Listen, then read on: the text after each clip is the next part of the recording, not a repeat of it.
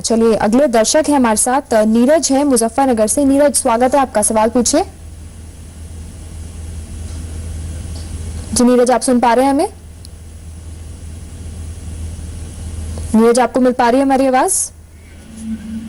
चलिए, लगता है इनसे संपर्क हमारा टूट गया है। इन्होंने ईमेल के जरिए भी सवाल पूछा है। बलवंत जी, इनका सवाल है, इन्हें कार लोन पर एडवाइस चाहिए। ये इनको ऑलरेडी होम लोन चल रहा है जिसकी ईएमआई इनकी 5500 जा रही है और इनको कार लोन लेना है, तो इनको 4 लाख का कार लोन मिल पाएगा क्या?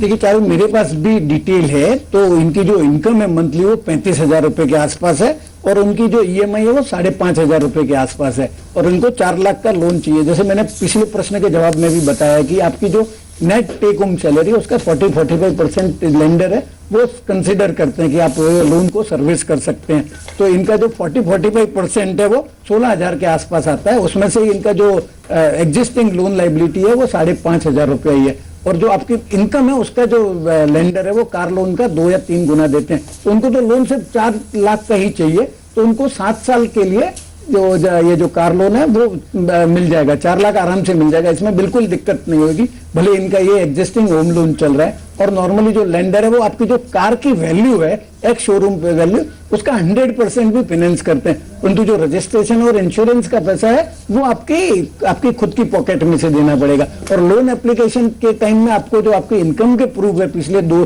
या 3 साल के, जो फॉर्म 16 है या जो आपका ITR वगैरह है, वो आपको सबमिट करना पड़ेगा।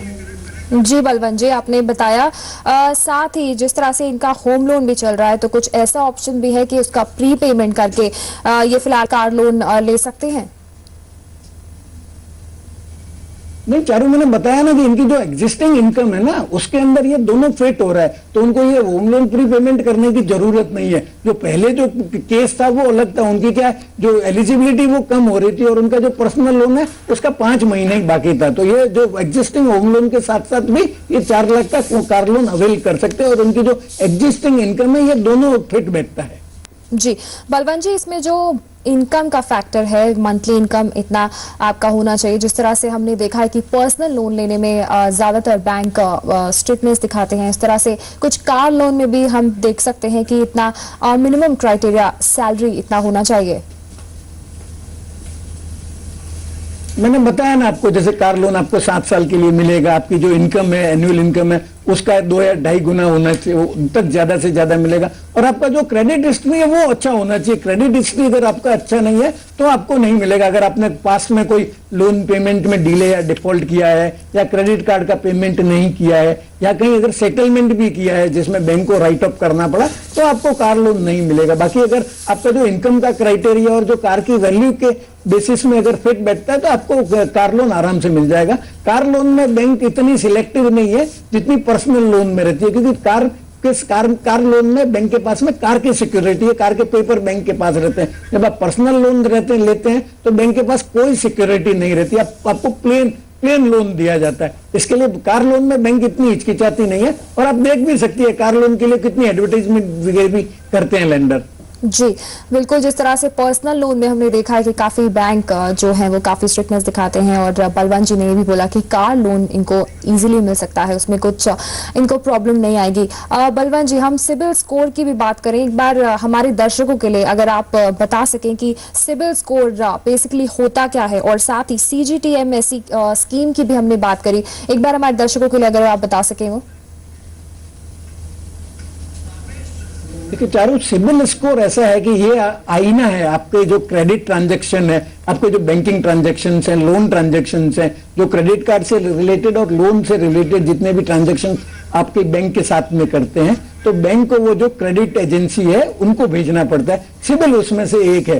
तो जो आप अगर कहीं डीले कर दिया है, आपने कहीं राइट ऑफ करवाया है, कहीं सेटलमेंट किया है, तो आपका जो रिकॉर्ड है, सिबिल का रिकॉर्ड है, उसमें ये सब ट्रांजैक्शन रिफ्लेक्ट होंगे। अगर आपने पेमेंट बराबर किया, टाइम टू टाइम किया, अगर आपने क्रेडिट हिस्ट्री बराबर मेंटेन की है, तो आपका जो ये ट्रांजैक्शंस है वो क्रेडिट स्कोर के रूप में रिफ्लेक्ट होंगे। और कोई भी बैंकर आज की तारीख में, लेंडर, आपको कोई भी लोन देने के पहले आपकी जो रिपोर्ट है और आपका स्कोर वगैरह है वो सिबिल से मंगवाता है। अगर आपका वहां पे अगर कोई एडवर्स रिमार्क वगैरह या स्कोर वगैरह अच्छा नहीं, तो आपको पहले ही हर्डल आ जाएगी, तो आपको लोन नहीं मिल पाएगा। जहां तक सवाल ये जो सीजीटी एमएससी का है, ये बैंक के लिए जो छोटे जो स्मॉल एंड मीडियम एंटरप्राइजेज है उनको लोन देने की स्कीम है, जिसके तहत 50 लाख तक के लोन पे जो ये ट्रस्ट फंड है वो 75% तक की गारंटी देता है, और 50% से जो 1 करोड़ तक का लोन है उसमें 50% तक की जो ये ट्रस्ट फंड है वो गारंटी देता है। उसके लिए आपको सालाना 0.75% है वो गारंटी फी पेमेंट करनी पड़ती है, जो बैंक देती है, और बैंक चाहे तो आपसे रिकवर भी कर सकती है। तो अगर आपकी लोन की रिक्वायरमेंट 1 करोड़ तक की है तो ये आप सीजीएसटी एमएससी में आप एप्लीकेशन कर सकते हैं बैंकर से। जी चलिए बलवंत जी, काफी बारीकियों से आपने बताया कि लोन किस तरह से हम ले सकते हैं और सारे ही लोन्स की हमने बात करी। फिलहाल आपका बहुत बहुत शुक्रिया इस शो पर जुड़ने के लिए। धन्यवाद। चलिए।